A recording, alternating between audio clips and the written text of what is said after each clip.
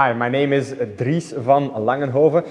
I'm 29 years old and I am from Opwijk, which is a small town close to Brussels in Flanders. I've also lived and worked in Brussels and in Ghent, two big cities in Flanders. I am a Flemish nationalist. I'm also mainly a nationalist activist trying to provide community, identity and truly a purpose in life for a generation of young men and women in Flanders and also in the Netherlands. I'm also a former member of the Board of Governors of Ghent University, which is the second biggest university in Flanders. And I'm also a former member of Belgian Parliament. I used to be the youngest member of Belgian Parliament. Well, former member of the Board of Governors of Ghent University, because I was kicked out just before I graduated as a law student. They kicked me out because of my opinions. So I was a good student at Ghent University. I was also elected by the other 40,000 students to become their representative in the Board of Governors. But Ghent University, just like any other university in Flanders and in Belgium really, is a very Marxist institution, and they just don't allow any political dissidents in their university. A student like me that voices conservative or nationalistic points of view will just get kicked out even when they are this close to getting their law degree. So I was kicked out of university. I then went to court against Ghent University and do a long struggle, an expensive struggle in court. I won the court case against Ghent University, but again, it shows the extreme climate in which we have arrived today in Belgium. Yeah, I'm also a former member of parliament, but this time it was my own choice. So about 4 years ago, I decided to go into parliament as a politician because I thought that it would increase my impact. It would increase the influence that I had on the future of the Flemish people, the Flemish youth. But when the years went by, I started noticing more and more that politics is not really the way to change society. And a conservative writer from Colombia that really summarizes it perfectly is Nicolas Gomez-Davila. And he said, man matures when he stops believing politics will solve his problems. And that's the same conclusion that arrived to me. I started realizing that by becoming a politician more than an activist at a certain point, I was part of a system that deceives people into thinking that politics will solve all their problems, that they just have to sit in their lazy sofa and vote every 4 or 5 or 6 years for politicians that will solve all of their problems. That's what right now society, political society promises to the people. And about 100 years ago, there was still different alternatives. You had the state, but you also had the church, and I'm talking about the worldly aspects of the church, like the church providing schools, providing hospitals, providing care for the elder, for the sick, etc. But right now, the church has been destroyed or sucked out by liberals, by socialists, and the only thing that remains right now for all these problems of the people is the state. And for every problem we see right now that people are looking at the state to solve them. The past few weeks in Flanders, for example, there's been a big debate about a daycare crisis. And right now people are looking at the state to solve the daycare crisis. So if you would ask in Flanders, but I think anywhere in Europe about 100 years ago, that there's a daycare crisis, who has to solve this? They would have said mothers or neighbors or family, friends. They will solve it, like the family will solve it, or the church will solve it. But nowadays, everyone looks at the state, even for the most basic things, the most basic family values, like taking care of your own children, people look at the state to solve it. And I didn't want to be a part of that system any longer. I want to be able to tell people, you have to take your own responsibility, you have to fix your own problems. If we want to change the world, if we want to change society, we'll have to begin by changing ourselves. And I was really getting frustrated by politicians that were making all these promises that they will never be able to fulfill. I want to one of the principles I live by is you can only demand of your people, of your nation, what you first demand of yourself. And by stepping out of politics, by creating all sorts of alternative movements, and by becoming a better version of myself, by becoming resilient, sportive, spiritually correct guy, I can now demand that also of other people. So what people have to know is that Flanders, which is the northern part of Belgium where people speak Dutch, well, it used to be the most Catholic part of the world. We had the most priests per capita during centuries. If you drive or walk through Flanders, you will see Catholic churches and chapels everywhere. We have this saying, it's hard to literally translate it, but we have this saying that everywhere you go in Flanders, you will meet the Mother of Jesus, you will meet Maria in chapels everywhere. There used to be a time, and still today you can see the most of it. You will see chapels everywhere in Flanders. So we used to be a very, very Catholic part of the world, but nowadays it's almost completely vanished. So there are almost no really devoted, especially not young people, Catholics in Flanders left today. And there's a lot of causes that went into this. Just like anywhere around the globe, we had globalization, individualism, nihilism, consumerism, sort of Americanism also, the influence from America that hasn't really been beneficial for the spiritual and mental well-being of the people here in Flanders. What also played a very big role is the pedophilia scandals, which were very severe in Flanders, and that they have made so that Catholicism has a connotation with pedophilia right now in Flanders. So that has also played a major role in Flanders.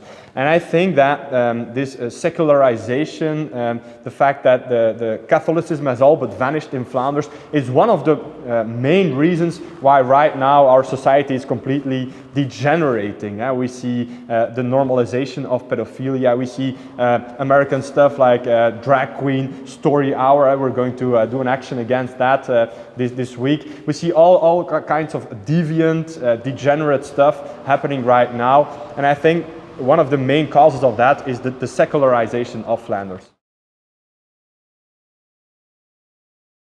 Well, it's easy, of course, to point out all the bad things, and social media has to a certain degree been a blessing in that people can now expose stuff that has been going on in their library or in their church or in their school. But pointing out the bad things is one thing, but doing something about it is another. And I believe that action is the antidote to despair. So we have to take action, and that's what I did. As I mentioned earlier in our talk, you can only demand of other people what you do yourself. So I've been giving the good example for the past 6, 7, or 8 or 9 years. And for example, in this gym, which is called Weerbaar, the literal translation of it is resilient. We're trying to train a generation of Flemish and youth from the Netherlands to be resilient. And I'm not just talking about physical resilience, which you will see in a gym where we do boxing or weightlifting or sometimes even yoga, but I'm also talking about mental resilience, because I am a firm believer in mens sana in corpore sano, so a healthy mind in a healthy body. I think they both really go hand in hand. If we look at, I'm not trying to anger people, but if you look at America, a lot of the mental and spiritual religious degeneration has gone hand in hand with the physical degeneration of Americans. And we're now seeing the same effect happening in Europe, where obesity and stuff like that is going hand in hand with spiritual degeneration. So that problem we're trying to fix over here in our gym. We have other locations in Flanders and hopefully in the future all over Western Europe. So that's a problem we're trying to fix. We also have our movement Schild Vrienden, which is a nationalistic conservative youth movement where we do actions. For example, the action against Drag Queen Story Hour, but also the action a few weeks ago against Balenciaga that was promoting the sexualization of children, promoting even virtual child porn and stuff like that. So we did an action against that. Successful. We are showing people that it's possible to take action and to really do something about it. I also have my own media channel, a bit like Church Militant TV, where we make videos to try to invigorate the youth, to try to show the youth that they have to take action, that they have to take their own responsibility in changing this dire situation in Flanders and in the Netherlands. So we're trying to have a real impact by doing actions, by making videos, by teaching people how to live better and different, by teaching people that a life that evolves around purpose, that evolves around community, identity, giving meaning to life is the real way to have a meaningful and happy life.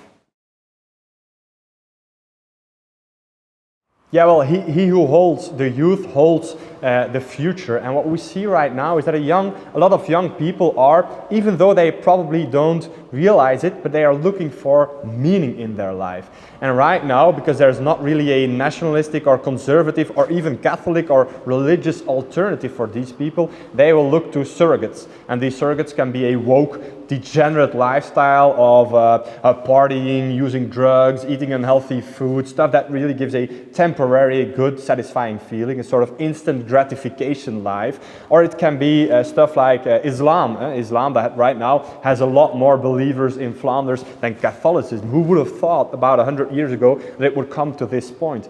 And I'm not looking to blame others, I'm looking to blame ourselves, because we have to provide meaning, we have to provide identity, culture, community. That's what we have been lacking these past decades, and that's what I'm trying to give. Well, everyone who is on the search for meaning and purpose in their lives will at some point come to the conclusion that there is something bigger, something that is more important than ourselves, and they will most likely come to the conclusion that religion has provided that role, that Catholicism, Christendom has provided that role for thousands of years. And right now, a lot of Flemish people have turned, or most of the Flemish people have turned their backs on religion, have turned their backs on Catholicism. But what they don't realize is that when they talk about norms and values, when they talk about common sense, using your common sense, well, this common sense, these norms and values, they are coming from our Christian roots. They are coming from these 2,000 years of Christian values. That's where they are coming from. So these people that have turned their back on religion, that have turned their back on Catholicism, they are a product of Catholicism. Those things that are good in Flanders and are good in Europe and most likely the whole of the world, they are for the most part coming from these Christian roots. And I'm trying to revive these roots. I'm trying to make people see that, even though they may still remain an atheist, even though they may not become a believer, most people that have joined our group, that have joined our movement, or that sympathize with our movement, they realize the importance of our Catholic roots, and that's an important point to make, I believe. And once you realize this, you can gather a lot more wisdom from our past.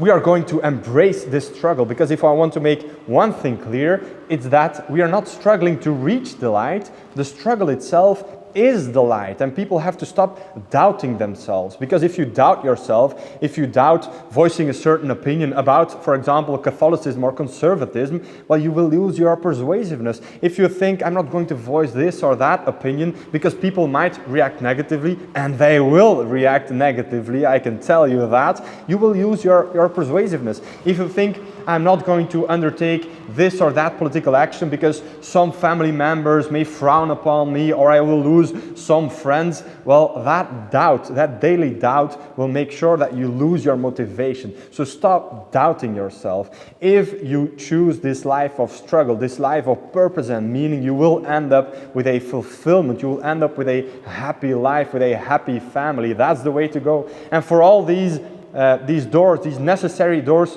to open, some unnecessary doors will probably close. But that is the struggle that we have to undertake each and every day. Well, I would tell people to embrace this struggle, choose this path, however difficult it may be, because we will be worked against. They will persecute us and even prosecute us like I am right now, but you have to embrace this cross. And because of this struggle, you will become ever more strong, and your light will become ever more brighter and shine ever more brighter upon the people around you.